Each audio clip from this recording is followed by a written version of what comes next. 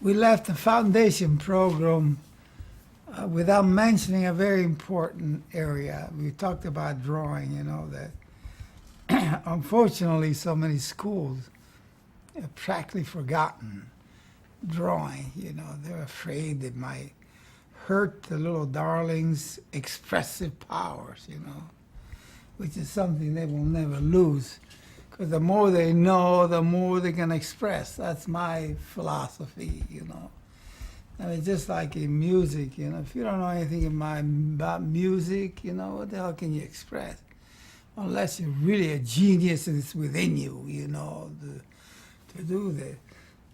But in drawing, the most important thing is know how to draw the human figure. See, the human figure is extremely important, see, and very difficult to do. See, and there are ways of teaching the human figure that, once again, too many schools frown on it because they always have that attitude, you can express the human figure. There again, so many of them, they go to an art school or an art department at a university, and they say, all right, there's the figure, express yourself. And my attitude is, what the hell can you express? You can't even draw a toe properly. Or for that matter, you can't draw a mouth if it looks like a mouth. Like an example, a mouth is a structure. It has two planes on the top, three on the bottom. You have to know these things. Then the pencil, the charcoal, whatever you're using will follow. The most important thing about the human figure to begin with is a gesture. See, so many faculty members don't even know about gesture. Just like Michelangelo was a superb draftsman. But people look at it today and they say, oh, what power, what power. Look at it. What did he do? He knew where to exaggerate. Michelangelo's a great exaggerator of what he saw. He made things, contrastingly more different from section to section. Like his, in the Sistine Chapel, the babes that hold up the ceiling, they all look so powerful. Why? Because he made the head smaller. You make the head smaller, the body looks bigger, it gets stronger. See, that kind of thing, that's what kids had to learn. Besides, it's difficult to draw the human figure. Very few. I can challenge almost every first-year student that goes to any art school to draw, to make a drawing of the neck area, the shoulder area, from three-quarter view, top or back. It's difficult. Or the knee. See, I had an excellent drawing instructor. His name was Jushin, Jushin. He was terrific. But he learned anatomy well. He was fortunate enough to learn it from the great anatomist. The heck is his name? I can't think of it. I can't think of his name, but I know Hall, he lectured, by the name of Hall, lectured at the art school in New York City. See, I went to some of his lectures to hear he could draw the human figure 2 or 3 times larger than they were at the end of the stick. See, because he knew what he was doing, but he knew. So, the knowledge of the figure drawing is almost superficial anatomy, you have to go inside, But you have to know, something about muscles and bones. What makes a hand turn? What muscles? What are all these muscles here? The deltoids, the biceps, I used to, you don't talk about them, you forget. But, so, and we are very fortunate down at CCAD. We have one of the finest drawing teachers in the country. His name is Dennis Drummond. He's an excellent draftsman. and he knows how to teach drawing. See, I know he had a drawing class in the evening, and it got filled overnight. So we got the second class on. It got filled once again, and almost a third class. And I told him, wait a minute, when I was president, I said, wait a minute, Dennis, we don't have room.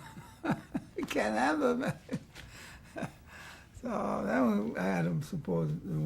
Later on, of course, we built more buildings, but it wasn't because of the drawing room. So see here again the idea of teaching these kids drawing from the fundamentals, the knowledge of the human figure, the twists, the turns, the bends, the strengths, the weaknesses, you know, the powerful, the delicacy, all these things. See, then, you know, like all the masters of the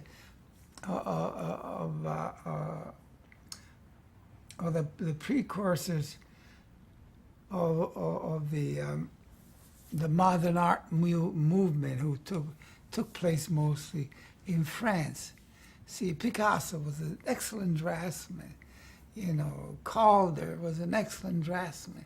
And what did Calder do? He went from a good draftsman, you know, to doing abstract shapes, metal shapes, balancing shapes in air, you know, the feeling of these three-dimensional movement of shapes in air. See, but he went through the mill, you know, he knew, all of them knew how to draw. You know, Modigliani and the rest of them, Matisse, you know, they don't see it. Look at the drawing Matisse did in the later years. You know, it was just a simplistic approach of his own, you know, personal expression after many, many years in the art field. That's the problem with too many teachers, too many students, you know. They want to express themselves right away, express. It's all right, you can express yourself. But know what the hell you do with it first. You know, you have to know first.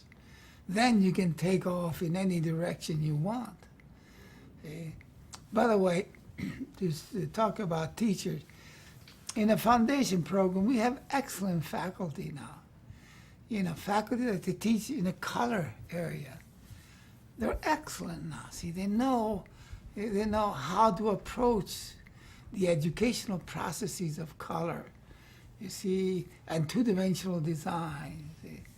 See, they know it. They've studied it. They do it. You see, and I'm afraid, you know, that we have to be very careful in the future not to lose sight of the knowledge of things. And just because a student has a master's degree does not give him license, you know, to say, oh, I have a master's. I therefore can teach color. I therefore can teach design. Baloney.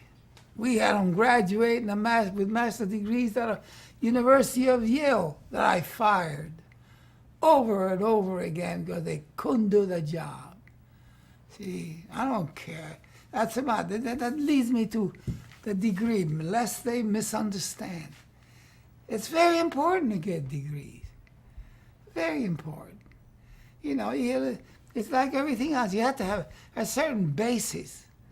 See, but you don't have to, you know, in the art business, you don't have to say, after you get your BFA or AB degree, you don't have to go beyond the master's degree if you don't want to. You can stay on a BFA level, and you learned enough. A PhD in art. The College Art Association, the most important art association in America, of all the colleges and all the art colleges in the country.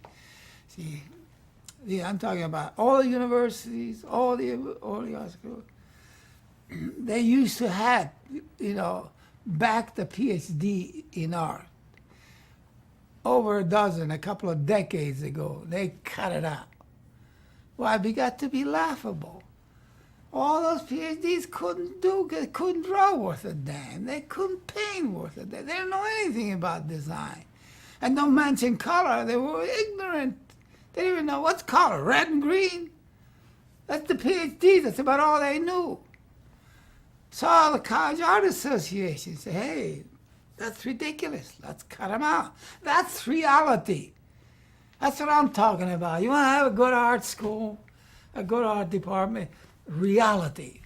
You got to know what you're doing. You have to know you want to be a good draftsman, learn how to draw. You can learn if you have good teachers. You can't say, well, I can't learn. I have guys, I used to teach drawing maybe 150 years ago at CCAD. I had these guys out of World War II come out. You know, they used to say, hey, Mr. Canzani, I want to learn how to draw. You know, when I took a look at them, I said, boy, I better teach them how to draw. But they'll take me outside, you know. Well, I remember one fine person, you know, very fine. He was a veteran. He wanted to draw the worst way. So I took through the mill. I got to teach him some anatomy. Like I would draw, you know, the structure of the knee, the neck, you know. And I would tell him what books to look at to study anatomy, you know, and try to simplify the shapes of the muscles, you know, how the bends, the twists, the weights of the figure. Anyway, after a couple of years, I taught first year, second year, third year. When I got through with him, he came over to me, he said, thank you. He said, I got what I wanted. I can draw. Boy, I felt terrific, because it's a hard thing to teach these kids. You know, it's difficult. See, but you had to study it. You see, it's not just go in and, I mean, they say, hey, Picasso did that, why can't I? You know, Picasso told the Americans in France during World War II, the trouble with you Americans, you want to start where I'm finishing. Begin where I began. And this is a quote someplace, somewhere. You know, Picasso, just wise words from a master, one of the most creative masters in modern history. So, that's drawing, you know, there's so much you can talk about, because, you know, oftentimes I think, gee, it's too bad. Like, you know, like my mother and father, they didn't know, you know, much about painting or drawing. Like my father thought it would have been better if he were a carpenter, you know. What the heck is he going to do as an artist, you know? So many people look at it that way. It's too bad, you know, but to become an artist and be a good one, somebody could always use one. And the artist himself, when he has that capacity, he can use his ability to, you know, to advance himself in all kinds of ways. See? But they had to do it right. And doing it right is working hard. See, I heard in one of the people that took my job soon after I left down there, he said, the kids are working too hard, make things easier. Oh, boy. That makes me angry, you know. Make it easier. What in the hell did he say? Make things better. Better. But not easier. If you want to be good, there's no such thing as easier. That's the way it is in drawing. That's the way it is in painting. Now I want to shift over.